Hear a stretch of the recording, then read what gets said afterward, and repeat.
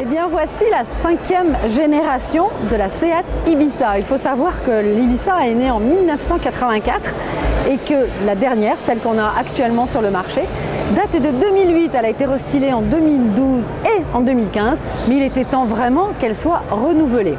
Donc pour ce faire, Seat a mis vraiment le paquet. Alors elle garde le même gabarit, la même longueur, 4,06 m, mais là où elle grandit, c'est en largeur, avec un peu plus de 8 cm de large en plus.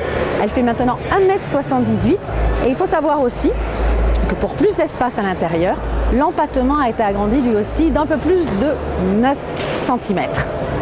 L'événement aussi sur cette voiture, c'est qu'elle est la première du groupe Volkswagen à étraîner la nouvelle plateforme MQB A0 qui servira aussi pour la prochaine Polo.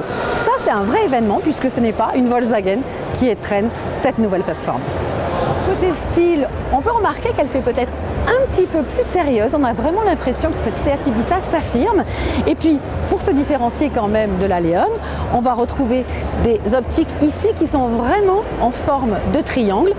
Cette ligne très marquée sur le capot qui part ici, qui descend jusque sur le bouclier et qui repart comme ça.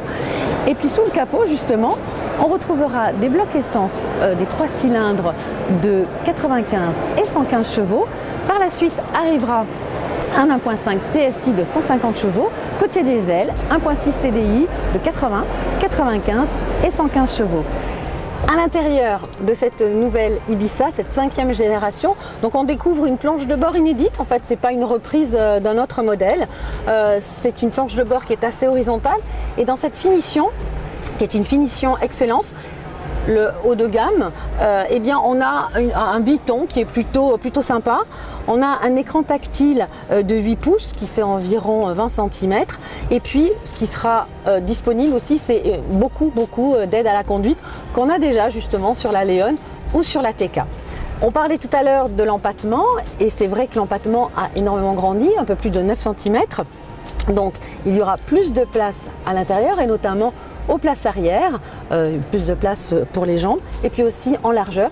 Mais ça, ce seront des mesures que nous effectuerons nous-mêmes lorsque nous l'aurons à l'essai très prochainement. Il faut savoir que cette Seat Ibiza sera désormais commercialisée uniquement en 5 portes, terminée la 3 portes, terminé aussi le break qui sera remplacé, on va dire, par l'Arona, le petit SUV qui ne va pas tarder à débarquer. Et puis la commercialisation donc, est prévue au mois de juin.